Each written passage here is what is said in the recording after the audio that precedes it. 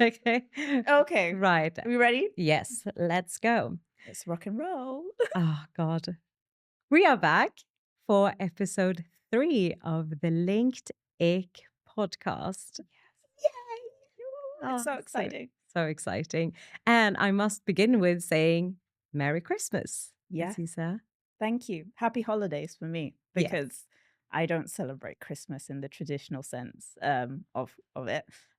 Or happy holidays to anyone who celebrates at home. Yes.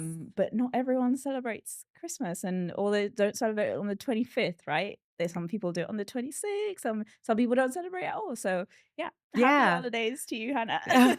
Happy holidays. And I mean, today is the 23rd, and I will be celebrating already tomorrow Yeah. on the 24th Oh, because I am Swedish. Swedish people celebrate on the 24th? Yes. Oh, I had no idea. I think most of like Central European and North European countries do. And yeah, it's like the Brits are the weird ones. And then there's a few that celebrates across all 3 days, you know. Oh, But yeah, really? we start on the 24th. 25th is still a pretty big thing. Yeah, yeah. 26th is like when you start getting sick of the Christmas food, right? And then that's it. Can I ask, what do you have for your Christmas dinner? Because it's not turkey for everyone either, or like chicken, or because I spoke to someone the other day who's Austrian, and they said it was veal for them. So and I'm just realizing like everyone literally spends the holidays differently. So what's your like Christmas dinner like in Sweden? I mean, in Sweden, there's a lot of fish. Oh, okay. So Italians do 7 fishes as well, don't they? For like yes, exactly. Yeah. So you guys they are do. fish. Yeah, where many of us are fishy people. Fishy people. And yeah, so we do a lot of fish. So like salmon. We have some really stinky fish and some herrings, like pickled herrings and stuff. Yeah, they're amazing. I love pickled herring. But then also the meatballs. We have like tiny sausages called Prince sausages. Okay. Odd. But yeah, they're yummy, very like spicy, or not spicy as in hot, but like flavorsome. Like they have a lot of spices in them, herby. Yeah. Do you put them in blankets? No. Oh, okay. We don't do pigs. So they're blanketless sausages. Yeah, they're blanketless. Yeah. We do our sausages without blankets in Sweden. And yeah, so no roast. We do potatoes, but they're boiled so that they go well with both meatballs and with the herrings and stuff. And then a lot of sauces because we like sauce in Sweden. Yeah. I love a sauce. Love a sauce. But yeah, you're not going to celebrate Christmas. No, I don't celebrate Christmas. It's mainly because of my background. So I know we both come from different backgrounds, which you guys have been asking about. Like Hannah has an accent and Aziz is brown. Tell us where you're from. Oh my God. And how do they go in a room together? Yeah. So my parents, they mainly have a Muslim background. My dad's African, my mom's Middle Eastern. So we don't celebrate Christmas. Their celebration is usually Eid. And I use Christmas as just my own holiday. It's just for me, just do whatever I want. Fantastic. But yeah, I don't celebrate Christmas in the traditional sense. And, you know, I'm realizing now that with people coming from different backgrounds, because I'm just asking everyone, so what are you doing for Christmas then? And everyone's like, well, we don't celebrate Christmas. And recently I said that to, I think, 2 different people who are from Russia, and they've gone, we didn't have Christmas in the Soviet Union. I'm like, exactly. Oh, okay. They were not allowed to celebrate religious holidays. So instead they do, because they were obviously like Christian before Soviet and they weren't allowed. So they started doing exactly the same, but for New Year's. So that's their like big holiday. Yeah, that's what they said to me. Yeah. Like, oh, we celebrate in the New Year. So it's just super interesting because this is me just trying to find a link with the other people. Because it's cute. Yeah, and that's it's nice. But like I'm realizing, and this is one of the things we want to cover today, isn't it? Which is, how do you network when English is not, or you're not British in the sense of like, how do you navigate that? Because we have been at events, we've been at places, and we're realizing it's something that a lot of people bring up, that it's not as easy as you think when it's not your first language. Yeah. It's not where you're from. You don't have the cultural nuances that people have. You don't celebrate Christmas Yeah. in the traditional sense. You don't talk about weather. Yes. Oh my God, they're talking about weather. Yeah. So I mean, we do now because we've been here for so long. I mean, I've been here in the UK, in London, for 11 years. Wow. So yeah, it's been a while now. You know, I've adapted. Yeah.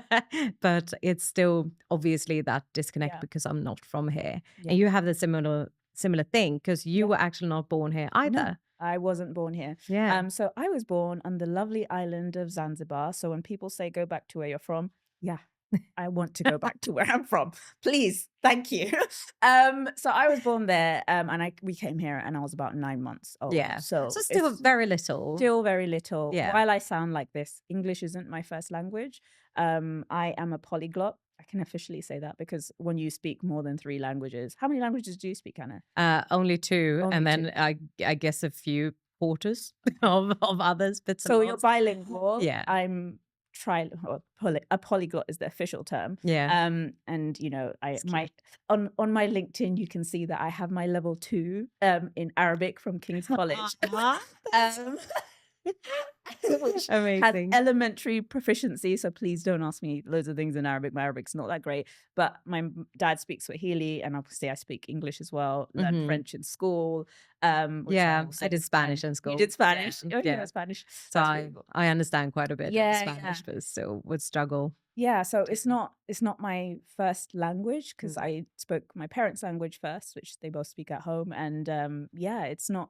If people just think that even for me it's easy, and it's not, because I'm sort of in the middle, and I'm kind of I'm a walking identity crisis. That's what I say. I mean, I've been there, and still go through it once in a while, right? Like it's so hard to define yourself, or know exactly where you're from or how to speak about yourself because you've been here for so long. But then it's all these other elements to you as well, which makes us more dynamic people. Like that's what's nice about really nice. The human connections. But the reason why this feels very important for me to bring up as well is because I've been networking quite a bit, both on LinkedIn and through networking events.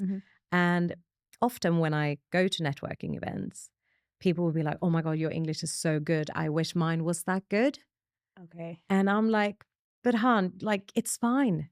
You don't have to have a British accent to go out and dare to network and talk about yourself and stuff. So I think that's so important to, and I struggle, and I've been here for so long. But then I hear that oh, I wish I was as good as you. And I'm like, oh, and I'm still struggling.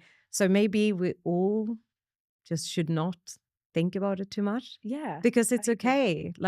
It's absolutely fine. We're still more than our Britishness, or more than our how good we are at English, because English is not the only language in the world. No, it isn't. And we know that there are, I think it's 8. How many people are actually on LinkedIn? Well, how many millions was it? I have it actually here in front of me. Okay. 830 million. Say 830 million people are on LinkedIn, and there are over 20. It's available in over 24 languages. Yeah, 24 languages. 24 languages. Yeah. So it is a melting pot. I mean, 70% of people on there, I think, are Americans. Yeah. So that is definitely the biggest. English, it's the biggest. So it makes English sort of the default by that sense. But it's not to say that because that's sort of has the majority of people, that it's not available in other languages, that you shouldn't be still putting yourself out there, even if you don't speak English in the best sense, which is what you've just mentioned. To say that people want to be like, oh, I wish my English was as good as yours. And exactly. And also, may I add, not everyone in the US are English speakers as a first language. So just because it's 70% are in the US doesn't mean that those 70% speak English as the first language. Right. So, I mean, that still is going to vary. A lot of those people are going to speak Mandarin, Russian, Spanish, Italian. Yeah. What other languages can we think so 24 languages. Let's I'm go. going to try and guess. So I looked at the list of languages this and morning. I might have it here. And you might. So, what did you say? I might have it here. You might. Yes. No, you do. Hannah has it in front of her. I do. And I'm going to try and get as many of these as possible. Right. Mm-hmm. So, first one I'm going to start with is Chinese. They have simplified and traditional. Correct. Yeah. And then they French, Italian, Spanish, English, of course, Swedish, Finnish, Japanese, Arabic, Hebrew, Indonesian. Indonesian. No. Oh, okay. So that's one of the languages, not of it. Yeah. Javanese. Oh, is that Indonesian? No, you're okay. Well, I think. Gosh, what else is there? I know Swahili is not on there. So that is actually my parents' language is definitely not on there. Yeah. What other languages were on there? Think more European. Are there a lot of European languages? Lots of European. Oh, okay. Yeah. Well, I just skimmed this list this morning. Norwegian? Yeah. Is that on there? Yeah. What else? Did I mention Italian? Yeah, you did. I did. Oh gosh. Okay. We got the Danes. We got the we have the Turkish, Ukrainian, Polish, and Czechia, German, Greek, and then a lot of non-European as well. So Vietnamese, Thai, Tagalog.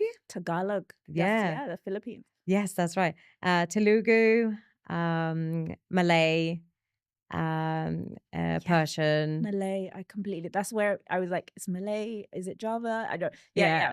Oh, there are so many, and we can pop in the sources that we have pulled this stuff from. Definitely. But if there are that many languages on the platform, then please just go for it, even if it is in your own language, because I think there is a translation service on there, so you can write things as they are, and people can hit translate and just see, 100%. And it's so important as well, because we are in English all the time. Yeah. So it might feel for someone who's not English that it's like, oh, people are going to notice. I'm not. Yeah. But most of us will be quite like forgiving, and I'm not even English, right? Like it's it doesn't really matter that much, as long as you're being like authentic and yourself, and you dare to say what you're about, and like because again, like people buy from people connect with people, so as long as you're your authentic self, it doesn't really matter. So I have friends who've fallen in love in 2 different languages, right? Like they do say the best way to learn a language is to date someone. Yes, definitely. And also be in that country. I think the best way to learn language is to watch children's cartoons. Speak to children, because I don't feel as bad when they laugh at me. When they go, oh, you just effed up the tense. Or you use the wrong, because we have female and male in Arabic, and, we have the roots of words. And that's one of the things that, like, if I have to remember so many languages, I am not going to be always grammatically correct. Yeah. Exactly. Even me, with people think I speak good English. Like I said, I make mistakes all the time. Yeah. So we are just happy when people try. Yeah. And when you're networking, people are just happy that you're trying. So please don't be self-conscious about it. Yeah. Continue to do so. My mom, when she was learning English, she said that she used to read the newspapers and like watch television. And she said that the best way that she learned was actually by going out there and trying. Yes. So, that's so true. I mean, everyone who comes to Sweden and try to learn Swedish, they struggle because everyone speaks English in Sweden. Yeah. At some kind of level. So the sentence that they learn to say all the time is snälla prata svenska, which means please speak Swedish with me. Because, they will just switch. So that's a really interesting bit, because, everyone speaks English there, and it's really hard to learn that language because it's the default will be like coming back to English. So, what would be like fun anecdote that you could bring up in a networking event, like based on your background? Like, what's something fun, quirky with like where you grew up, where you were born, that you could like bring up as a icebreaker in a networking event? So my favorite one is always that my name is a palindrome. Yeah. And you read it forwards, you read it backwards.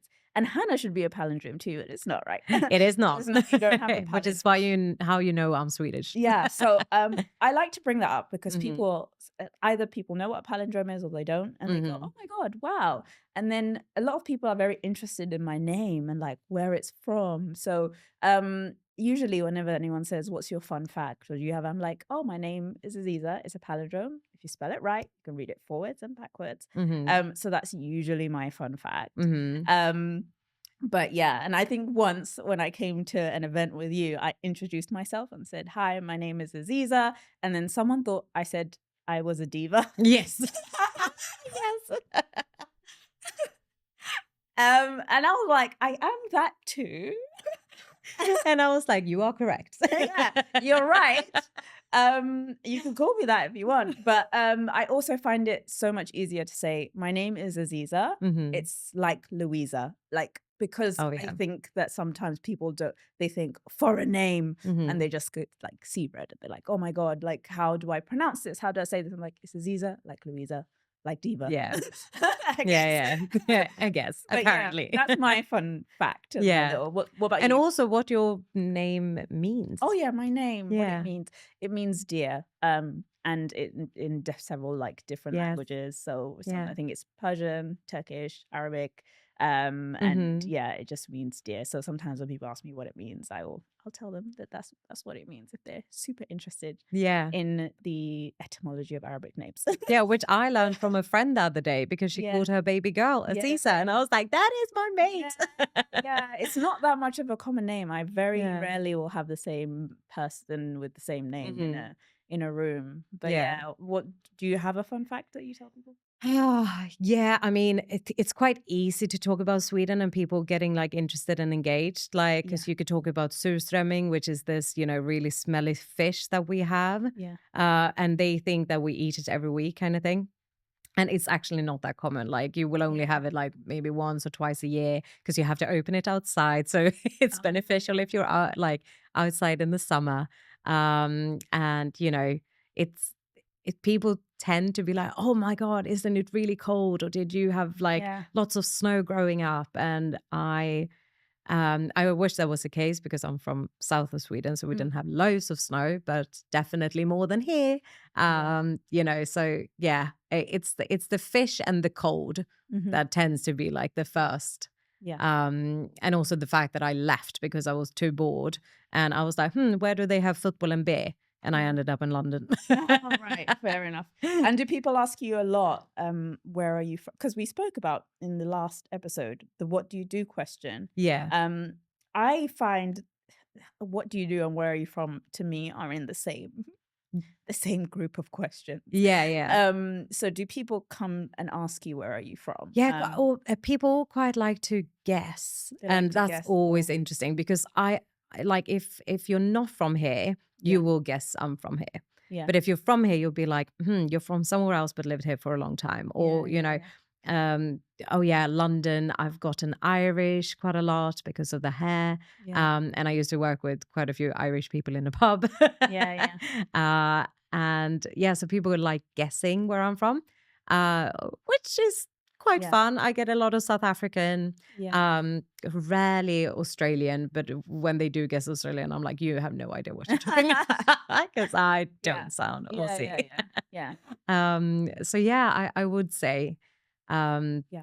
that I do get it, You that do get that. question. I Yeah. never asked you that question. So when I met you, I never asked you that question. Hannah is very proudly Swedish. She will tell you, you don't have to ask us. Yeah, yeah, yeah. And But I it love depends that.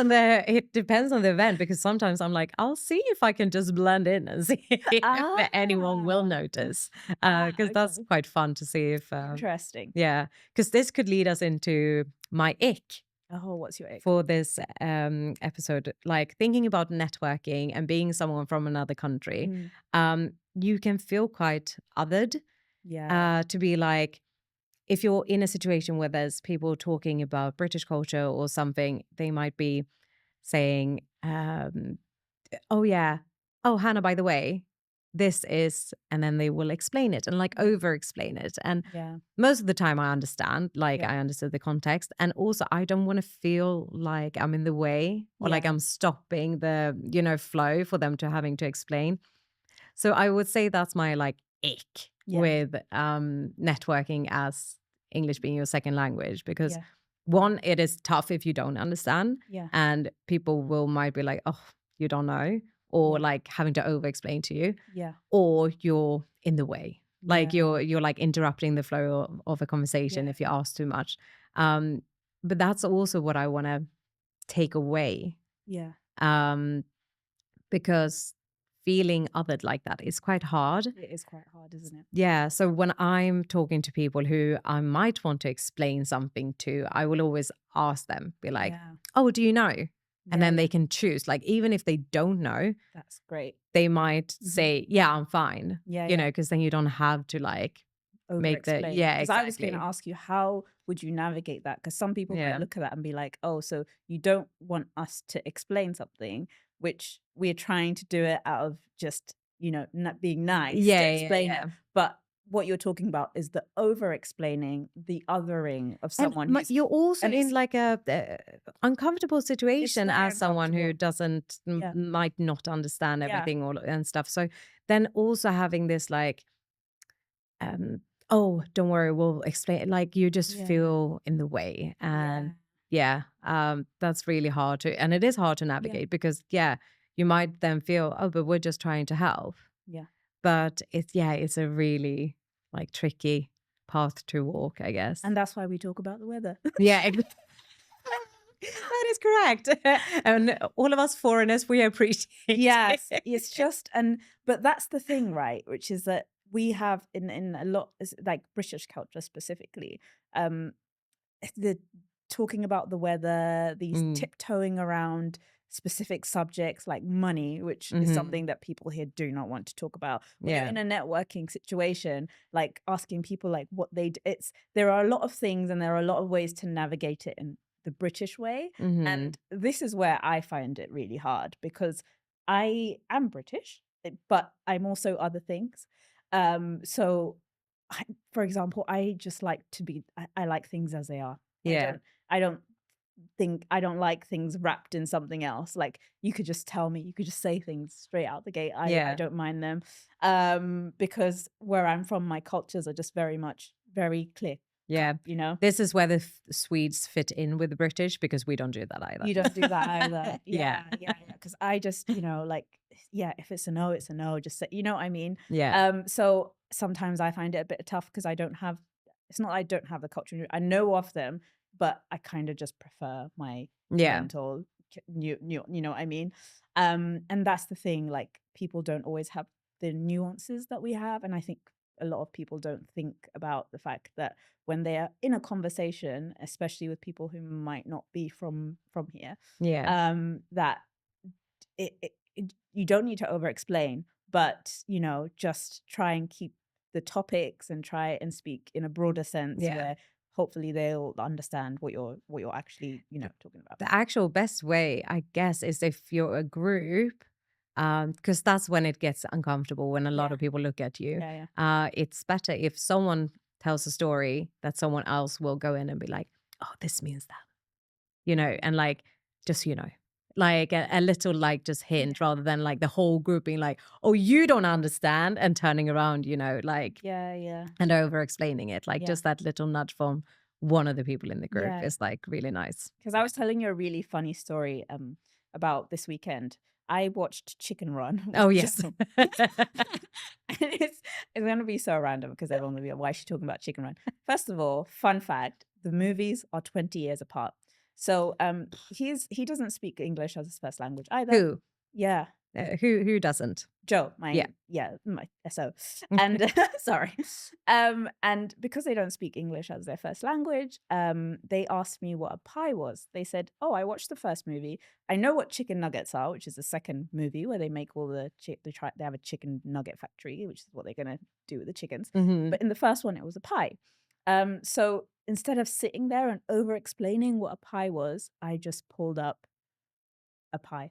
and I pulled up a pucker pie specifically, and I was like, oh, this is the pie that they were going to turn the chick. And they were like, oh, we don't really have like pies. And then I was like, oh, would you want me to tell you, like, what does it taste like? And, we got into what a pie was. But that was allowing them to lead the conversation into me explaining what a pie was. But the first thing I did was show them an image, and I sat there and I went, wow, like, this is exactly what me and you are talking about when we said there are just certain things that might seem obvious to you, but they're not obvious to anyone else. And you should always ask them in some way consensually for, should I explain this to you further? Exactly. Before just assuming, because it's just not nice to not make people who aren't English by default feel othered, or definitely. British by default, because sometimes it's not English specifically. But definitely. And before we wrap this up, Christmas reference. I love that. Do you have an ick when it comes to like networking or LinkedIn and English as your second So language? I think at this point, Hannah and I can admit to this. I'm the person who prefers online networking, and Hannah prefers IRL networking. Yes, I think so too. Though we both try and do as much of both as we can. So online, especially lately, I'm seeing a lot of people being like, don't use ChatGPT to post, which I get. I get it in the blanket sense. Don't just I'm one of them. Yeah. However, like I mentioned earlier, I speak I'm a polyglot. I speak several languages, and grammatically, for me, I cannot keep up with all of these rules. So the thing that I use ChatGPT for is literally for it to check my grammar. Actually, in university, you used to check my grammar because your grammar is better than mine. It's only because I've had to practice so much. Copywriter, by the way.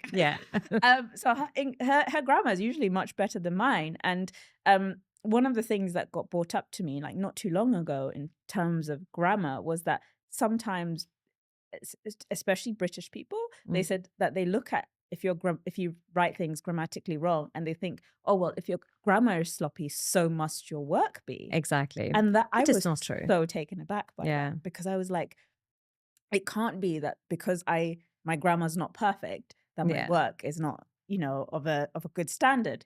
But they really take it very seriously. So one of the things I decided to do was use AI, and it doesn't always have to be ChatGPT, like you said earlier, that it could be Grammarly, because we had a chat about this, and Hannah was like, there's some people use Grammarly or whatever it is. Or the Hemingway web app as well. It's really good. Exactly. So I use that to check my grammar, and I think when we're saying don't use, ChatGPT, don't use this that we're not taking into account the people who might not have English as their first language. And that's a really good point. That is an ick, and that's such a good point. Like, and I'd